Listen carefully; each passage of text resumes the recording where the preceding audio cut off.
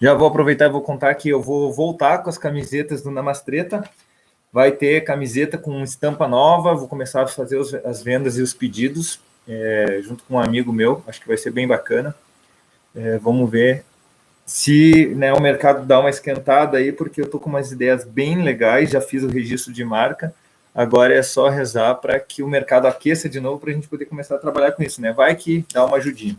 Aí a gente vai ter que falar sobre as posturas do Celso de Mello, Alexandre de Moraes, que são os juízes que mais têm atacado a democracia, mas eles alegam que quem está atacando a democracia é o povo que está insatisfeito. E aí a gente vai falar sobre o Grupo Folha, que disse que vai suspender as entrevistas com Bolsonaro também, isso é incrível. E aí a questão da violência e o que fazer sobre os novos protestos. Vamos lá, vamos começar. A primeira coisa que eu queria falar para vocês, eu acho que é a mais importante, ficou muito claro, ficou perceptível que a gente está passando por uma primeira questão, que foi uma imposição de forma velada do cerceamento dos nossos direitos de liberdade, como sair de casa, até a própria máscara, eu considero que é uma forma de te proibir de ter a tua liberdade, a tua expressão, a tua fisionomia, e são algumas pequenas coisas que algumas pessoas falam para mim, mas nunca existiu comunismo, você está viajando, não tem nada a ver, ditadura é diferente. Galera, primeiro, existe ditadura de esquerda, existe ditadura de direita, como foi a do Pinochet no Chile, mas quando alguém fala assim, nunca existiu ditadura, nunca existiu comunismo no Brasil, sim, isso está correto. Quando a gente fala, a gente tem que se livrar do comunismo. Na verdade, a gente está se livrando, sempre lutando contra os utópicos comunistas, que seguem uma linha marxista e aquele comunismo stalinista, né? Mas eles acreditam que não é stalinista, que é uma forma democrática, onde as pessoas serão bem-vindas, contanto que concordem com elas. Que democracia que começa estranha, né? E eles têm isso dentro da cabeça e eles vão sempre rebater dizendo assim, não existe comunismo no Brasil. E nesse ponto eles estão corretos. Nunca foi implantado no Brasil. O comunismo não foi implantado. Quando houve 64, que Dilma e Companhia Limitada sempre lutavam, né? E aquela galera dos militares conseguiram, foi uma briga de poder. Não quer dizer que a Dilma, a Companhia Limitada, Renan Calheiros, e seja lá quem for, lutava pela democracia e os militares vieram e impuseram a ditadura. Isso é uma mentira.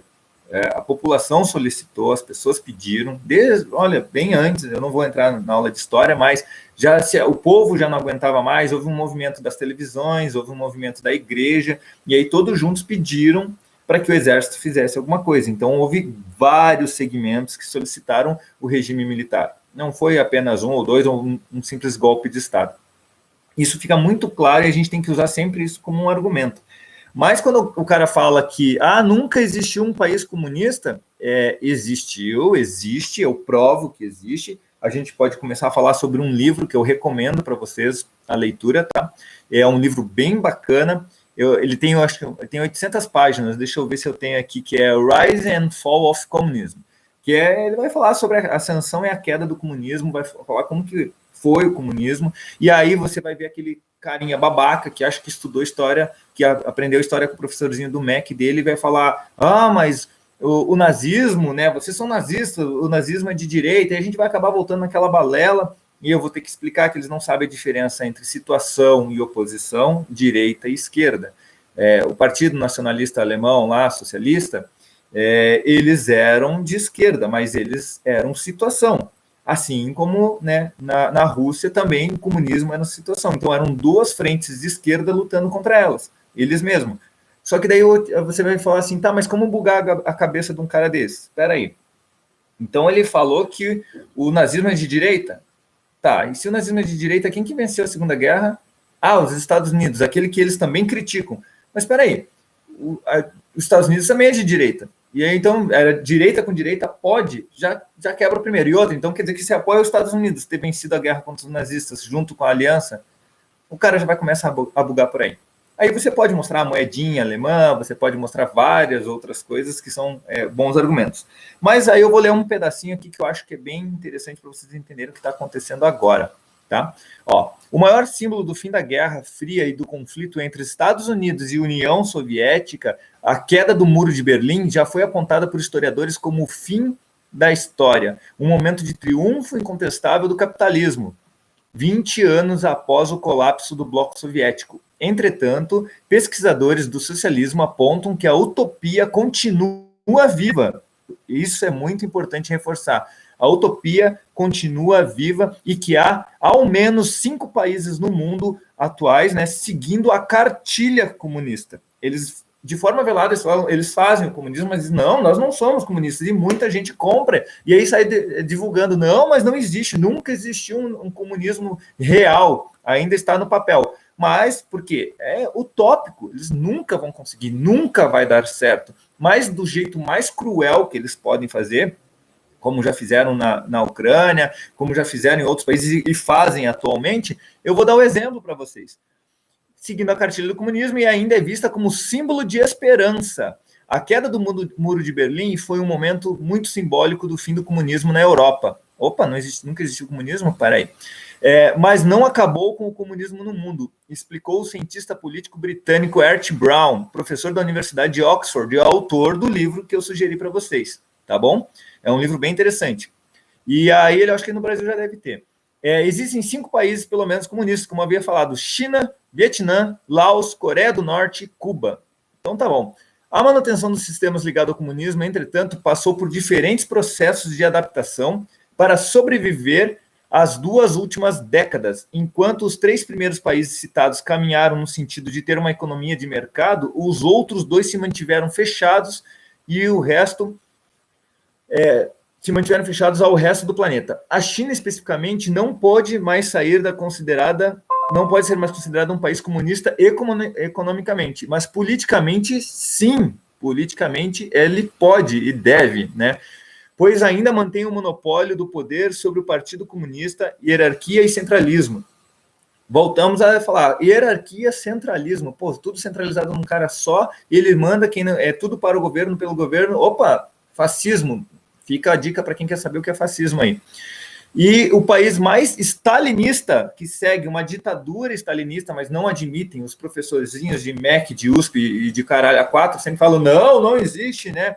É uma ditadura stalinista. Cara, vamos ver quem era Stalin, né? Os 10 mandamentos de Stalin ali, a gente já começa da América Central para cá, a gente é a menina dos olhos do comunismo. Porque na Europa não deu certo, não vai dar certo, nos Estados Unidos nem pensar, na Ásia esse fraco que com gente passando fome, morrendo, e aí eles descobriram países muito ricos e emergentes, que são os lindos países da América do Sul, Brasil, Argentina, Venezuela, que muita gente vem me dizer, comunista de merda, falando, mas era para ser um país pobre, mas está lá lutando e o governo não está ajudando. Está ajudando quem, meu amigo? Se o povo está morrendo de fome lá. E se é um país pobre, é graças ao comunismo, porque tudo que tem lá que poderia ser produzido tornaria a Venezuela com certeza o país mais rico do socialismo. Ter sobrevivido ao fim da União Soviética, que apoiava regimes similares em vários países, é o desejo de buscar um mundo perfeito, na ideia deles, utopicamente, né? Segundo o historiador Richard Pipes, autor também de O Comunismo e mais outros 20 livros sobre história da Rússia e da União Soviética, segundo ele, entretanto, a prática consegue seguir um modelo de restrição de liberdades. Porra, mas comunismo não era bom? Então, uma das principais linhas de raciocínio da cartilha é restrição de liberdade. Aí os caras vêm me falar que a democracia, apoiando esse símbolo, que é o comunismo, que a primeira coisa é restrição de liberdade. Meu amiguinho, não vai ter democracia num país que tem restrição de liberdade, só para te dar essa dica.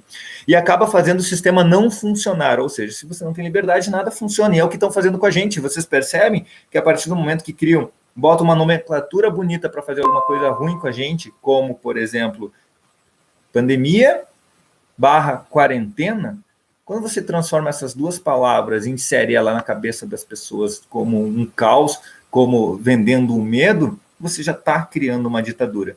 Você pode muito bem informar as pessoas sobre a situação, mas se elas são livres, você não tem como obrigá-las a ficarem em casa. Você orienta, conscientiza, olha, é necessário a higienização, é necessário que vocês façam uma proteção extra, mas com base científica, isso funciona, isso não funciona, isso está sendo pesquisado, vamos tentar, mas fica a teu critério se você usa ou não usa.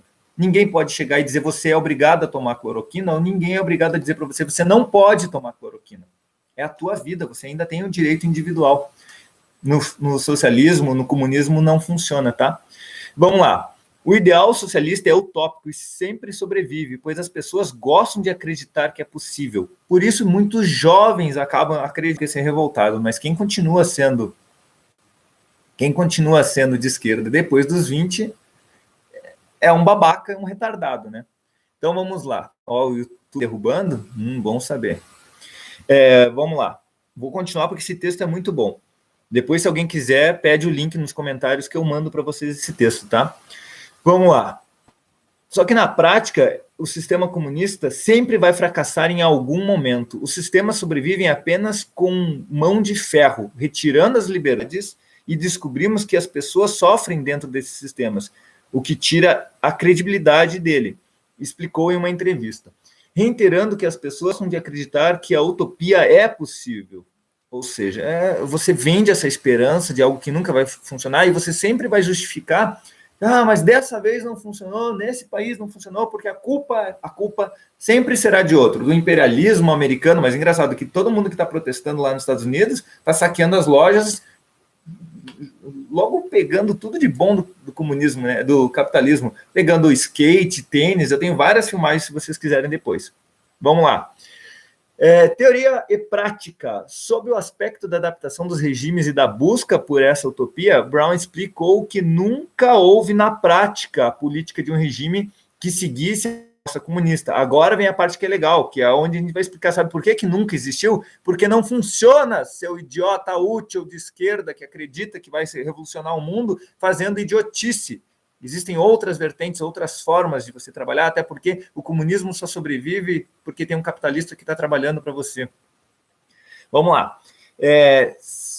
O regime que seguisse as propostas comunistas conforme o pensamento de Marx e Lenin, eles detalharam muito pouco sobre o sistema político e as instituições. Ou seja, eram dois babacas que tinham uma ideia meio vaga, venderam um livro e um monte de babaca comprou também, achando que não vai funcionar, né? História sem fim o negócio. Vamos lá. Detalharam muito pouco o sistema político e as instituições que existiriam em um país socialista, o que deixou muitas questões em aberto. Ou seja, é um livro só com introdução, né? E muito mal feito ainda. Os países tiveram que desenvolver suas próprias instituições. Mesmo assim, pelo que vimos nas tentativas comunistas, na prática, não pareciam nada com os ideais. No papel é uma coisa, na prática é outra, né? Vamos lá. Agora vem a parte que eu acho bonito, né? Eles enfatizaram a importância de diferenciar os regimes ditatoriais de comunista e socialista, conhecido como comunismo light, suave, né? Implementado em países da Europa e de grupos social-democratas. Começamos a falar dos democratas, que daí a gente entra nos Estados Unidos e vocês vão começar a entender que de democrata não tem nada. Vamos lá. Pois o segundo pode estar incluído em democracias como a social-democracia e o outro não. A Europa teve muitos governos social-democratas. No comunismo não se permitem vozes contrárias ao regimes. Já fica por aí. Que na China não tem, né? Então, comunista. Vamos lá. Brown detalhou que o socialismo pode até funcionar em algumas sociedades democráticas, desenvolvendo projetos de forma paralela e funcional. No comunismo, não tem como fazer funcionar. Ele já foi tentado se adaptar em vários países e o regime caiu. O socialismo em social-democracias tem avançado até hoje em alguns países da Europa, como aconteceu até na Espanha. São algumas ideologias que têm menos intervenção estatal, mas buscam uma maior igualdade, que podem ser consideradas talvez um exemplo dessa utopia. Mas, olha só, o ponto alto dessa ascensão e queda do bloco soviético ocorreu logo antes do rompimento da China e Rússia, entre o fim dos anos de 1950 e anos 60. Isso enfraqueceu o comunismo no mundo inteiro e agora eles estão tentando ressurgir usando quem? Se não tinha recursos no bloco europeu, onde eles viram que tinha recursos? Mandaram inteligência russa para Venezuela, Brasil, Chile, Argentina, e aí vem onde começaram a fazer guerrilhas. O pessoal ia para Cuba, estudava essa guerrilha, veio para cá de volta e começou assalto a banco, porque precisava de dinheiro para financiar. O comunismo precisa de dinheiro para ser financiado. Opa, e o dinheiro de quem? Do capitalista. E aí agora eu vou trazer isso para tempos modernos, e aí é a parte onde eu começo a pensar. Formas de quebrar o capitalismo. inventaram essa história de que fica em casa, não faz nada. Aí você pega microempresário, que movimenta 80% hoje do capital, né, das empresas do Brasil, elas são literalmente pequenas. Ó, pessoal, o pessoal está me marcando aqui, mas não está havendo compartilhamento. Mas eu vou ficar no YouTube, eu acho que é melhor, e eu agradeço a ajuda de vocês se puderem dar uma compartilhada. Manda no teu Facebook, compartilha no Facebook, me dá essa forcinha, porque eu vou começar a trazer matéria mais séria, mais aprofundada no YouTube, tá bom? Mas vamos lá. Vamos voltar para tempos modernos agora, né? O que aconteceu? Quando veio essa questão da pandemia, surgiu-se, não posso afirmar que foi estrategicamente arquitetada, articulada, mas alguns indícios indicam que sim.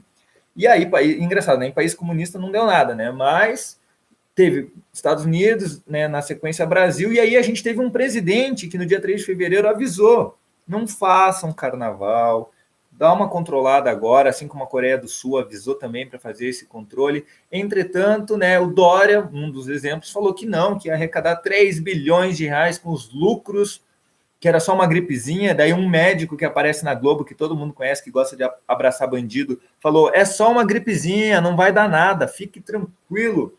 São só alguns pequenos sintomas. E todo mundo foi para o carnaval. Veio gringo para cá, brasileiro foi para fora, rolou, todo mundo beijou todo mundo, e aí alguns estudos mostram que desde dezembro já estava o coronavírus aqui, e pau! Os estados arrecadaram o que tinham que arrecadar e falaram, agora a gente vai fechar, vai ferrar todo mundo, e vamos jogar a culpa no governo federal.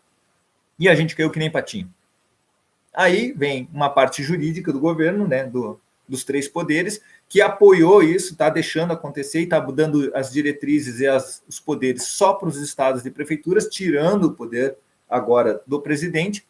E aí o que acontece? O estado finge que está fechado, está travado, não está rolando nada, lockdown total, e começa a culpar o governo federal, dizendo, olha, está aí, ó, não está levando essa doença a sério. Mas o brasileiro, não sei se tem memória curta, não lembra que esses mesmos governadores não quiseram fazer o lockdown quando foi importante.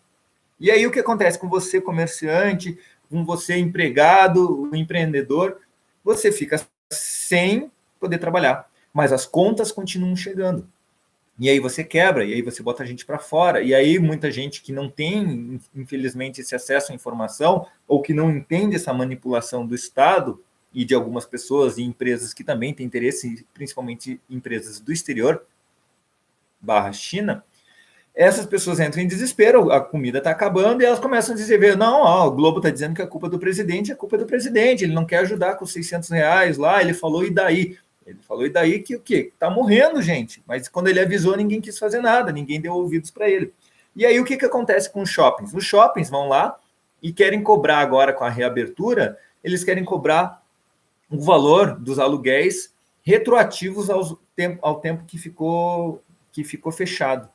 Só que, ao mesmo tempo, eles restringem o atendimento. Não pode provar roupa, só pode ter 1, 2 vendedores por loja, não pode, sobre alimentos, tem que ter uma proteção, o cara daí não tem estrutura para isso, e aí o limite de clientes dentro do shopping, o horário é limitado, e aí você trabalha com 30% no máximo do teu poder de compra, porque 70% das pessoas não estão frequentando os shoppings, e aí esse cara vai quebrar, E o pobre, coitado do trabalhador, vai culpar o empresário, vai dizer, não, o empresário tinha 50 mil na loja, como que quebrou? Meu amigo, dos 50 mil, 45 era para girar, 5 mil sobrava para ele, 45 mil era pagar a conta e fazer capital de giro, só que, infelizmente, algumas pessoas não têm essa consciência. Não é porque o cara tem 50, 100 mil, 200 mil na mão, que esse é dinheiro líquido, que é para ele, é só giro, e muitas vezes o que fica é mínimo de lucro. E aí você começa a entender o que está acontecendo. E aí, coincidentemente, a gente pega um sistema coordenado entre Brasil, Chile e Estados Unidos e acontecendo os mesmos protestos. Em Taiwan também está acontecendo, né? Diz que está com um problema lá com a China. E aí você vai me dizer que é coincidência? Meu amigo, não é coincidência. Não é coincidência, e aí é a parte onde as pessoas têm que acordar. Você vai para a rua, você protesta de forma pacífica, e ao mesmo tempo que você está na rua, está acontecendo a mesma coisa em outros países, não existe essa coincidência. É tudo arquitetado, nós somos meros peões desse jogo. E em briga de elefante, quem se machuca é a formiga e a grama, né? Aí você escolhe.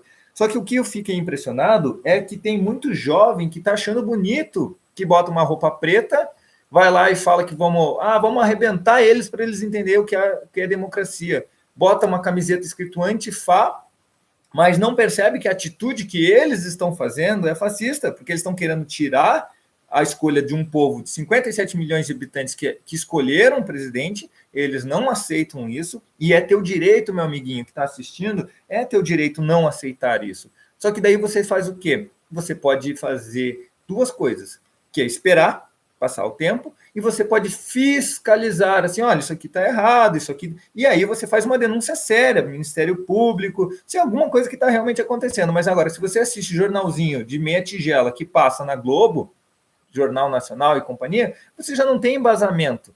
E a grande diferença que eu percebo é que pessoas como eu e pessoas que são instruídas, eu não vou defender, não, você é bolsonarista? Não, mas eu votei nele e eu quero que ele faça um bom governo, e a fiscalização é crítica positiva, e não só, viu, eu avisei, viu, parece aquele cara que está louco para dar um tiro na nuca do piloto do avião e diga, bem feito, eu avisei, só que você está no avião também, meu amiguinho, e você não tem paraquedas, você vai cair, vai dar com a cara no chão, e depois para recuperar, se a gente quebrar o país agora, não tem volta, vai ser a mesma coisa que a Venezuela.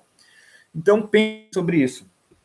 Então a dica que eu falo assim, me perguntaram, você é a favor das pessoas irem para a manifestação no próximo domingo? Pessoal, a maioria das pessoas vai nas manifestações e leva os filhos, leva a avó, leva o vovô, vai camiseta verde e amarela, vai totalmente desprotegido. Só que a grande questão é, se vocês perceberam, o pessoal que estava indo nessas manifestações de preto lá, eles estavam com barras de ferro, agrediram pessoas e acharam legal, dizendo, toma Antifa, né? Antifa não toma fascista, vocês merecem, vocês têm que se ferrar mesmo. Na cabeça deles, eles estão num nível que eles estão usando, faça com os outros o que você... É um espelho, eles estão projetando na gente aquilo que eles não conseguem fazer. Tanto que se você for tentar conversar, eles vão dizer que você está falando, mas e o Lula?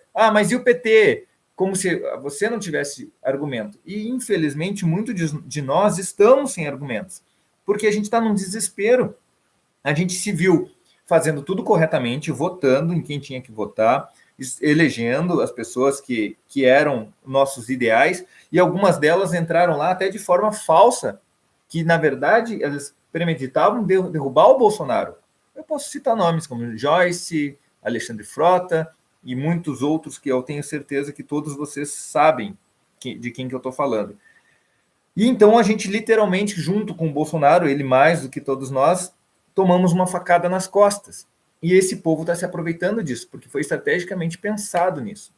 Só que enquanto ele for o piloto do país, e enquanto eu puder dar suporte, enquanto eu puder orientar as pessoas, acordar as pessoas, e se você tiver dúvidas, se você quiser esclarecimentos, vamos estudar juntos, vamos nos ajudar. Tem muita página de direita aí boa, só que não tem alcance. E sabe qual que é o outro grande problema? Que eu acho que, na verdade, vai ser uma solução. A gente tem páginas como Terça Livre, outras páginas grandes aí, a própria Carla Zambelli posta algumas coisas, só que são... a Bia Kicis posta também coisas, só que são páginas que já estão marcadas, já estão manjadas. E aí fica muito difícil deles conseguir se movimentar, porque já está todo mundo em cima, né? Só que nós, páginas pequenas, a gente pode fazer a pulverização da informação. E aí eu te peço, para de brigar com o adolescente, para de brigar com aquele cara que fala que é antifa, que vai...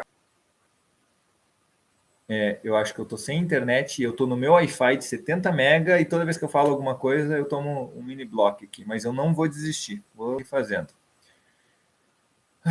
É difícil, mas eu não vou desistir, nunca desistir, né? Não vai ser agora. E aí esse cara, ele acredita que quando ele está falando com você e você está naquele bate-rebate de Bozo, ele começa a rir da tua cara, porque na verdade ele está rindo do próprio desespero, ele só tem isso para trabalhar com você. Ou ele vai falar, vai estudar. vai estudar história. História de onde? História do MEC, cara, pelo amor de Deus.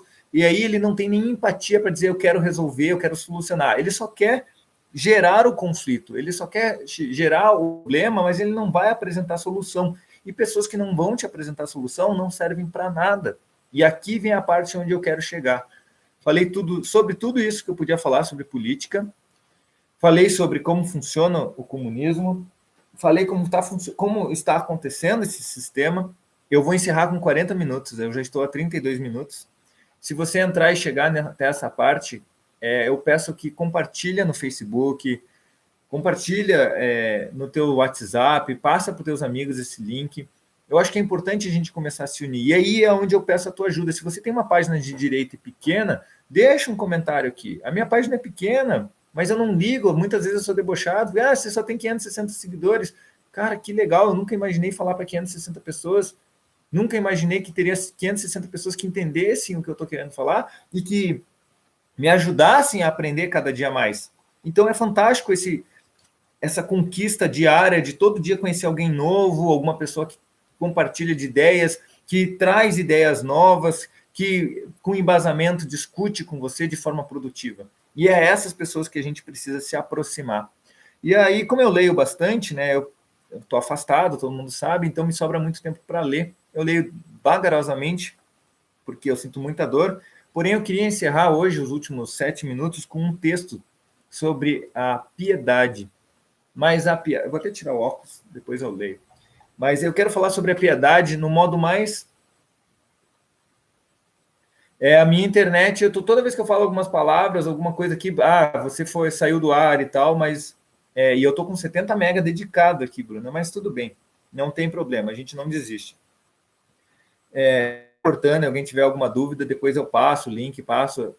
Eu quero ler para vocês uma coisa que eu acho que vai abrir a mente de vocês, eu estou ficando velho, eu estou de óculos, que vai abrir a mente de vocês para coisas muito melhores, para pensamentos muito melhores. Sentir ódio dessas pessoas não vai te levar a nada. Sentir rancor, sentir angústia. Eu tenho escutado muitas pessoas, eu não aguento mais, eu estou cansado, o que eu faço? Aí eu vou ser talvez debochado por algumas pessoas que são de outras ramos políticos, de esquerda, ou até da mesma direita. E isso aqui não tem nada a ver com religião, tá? Eu estou querendo ler sobre...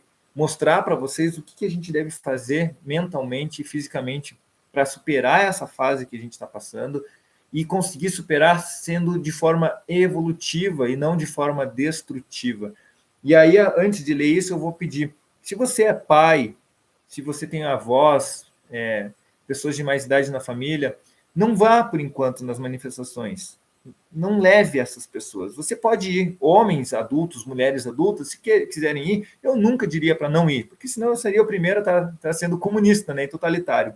Mas protejam os seus filhos, evitem. Eu sei que é bonito de estar lá, você quer ensinar coisas bonitas, mas deixa com o irmão, deixa com alguém e vá você, se você quer ir. Mas não podemos expor essas pessoas, porque, que nem eu estou vendo aqui, violência pura, gratuita, e a gente vai acabar se encaminhando para uma guerra civil. E como que a gente ganha uma guerra? Amando o inimigo.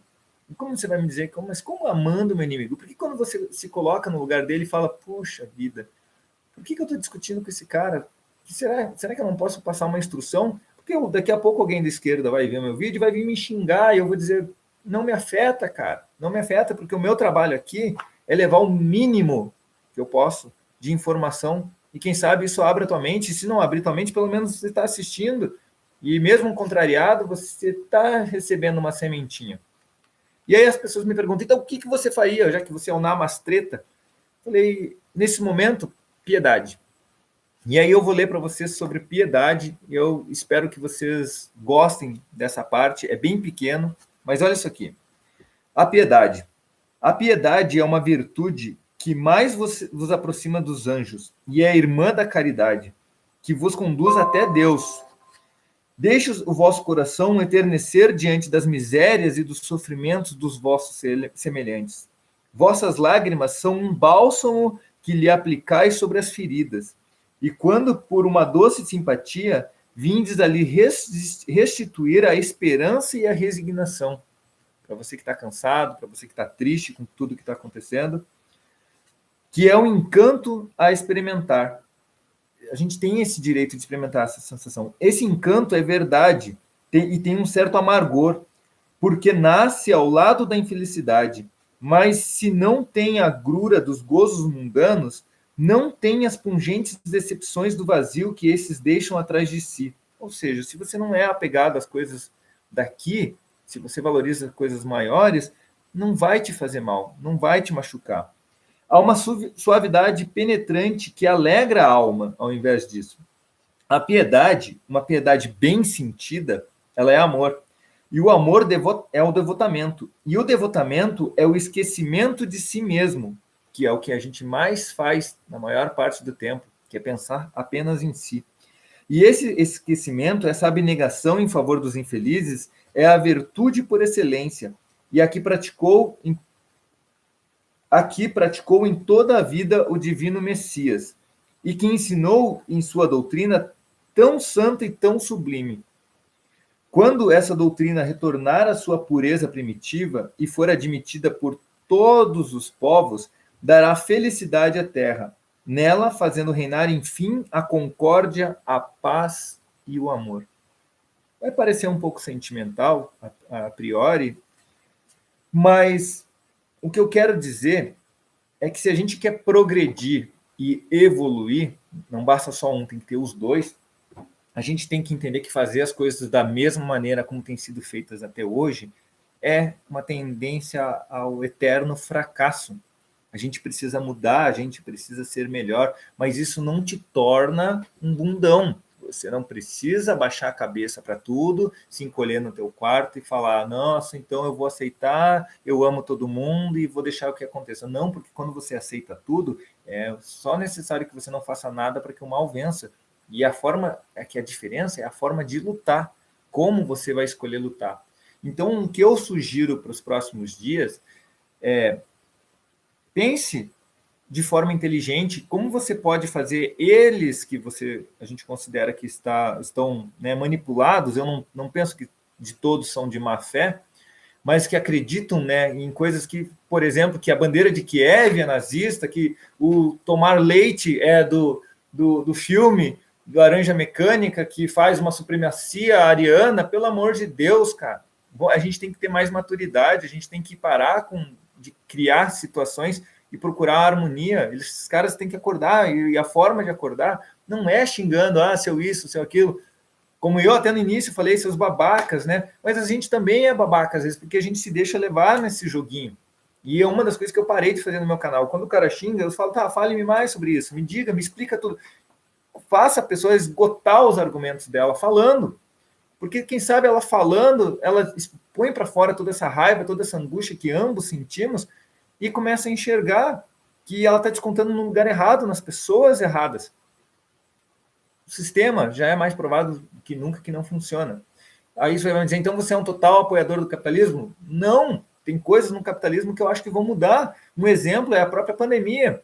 Fez algumas pessoas, e fez até pessoas como eu, enxergar que eu prefiro 1000 vezes passar um pouco mais de tempo com as pessoas que eu amo, e não precisa ser num bar, não precisa ser numa balada, pode ser em casa, e eu não preciso ter o carro melhor do mundo para ser feliz. O fato de, às vezes, ganhar um abraço, ganhar uma atenção é muito mais importante, muito mais satisfatória, e a benevolência em cuidar dos outros, a sensação de poder, nossa, eu estou ajudando, ser complacente com os outros, é um passo para a evolução. Não vai ser hoje, não vai ser amanhã, talvez quem sinta essa diferença toda sejam os nossos filhos, mas cabe a você, cabe a mim, a todos nós, de forma coesa, coerente, a transmitir essa coisa de forma tranquila para frente. Por mais que um cara venha, quando você domina uma arte marcial e um cara venha gritando para cima, você não precisa gritar também, você só se posiciona, ataca de uma forma que pare a agressão inimiga e não segue agredindo, não precisa pisar depois que o cara está caído.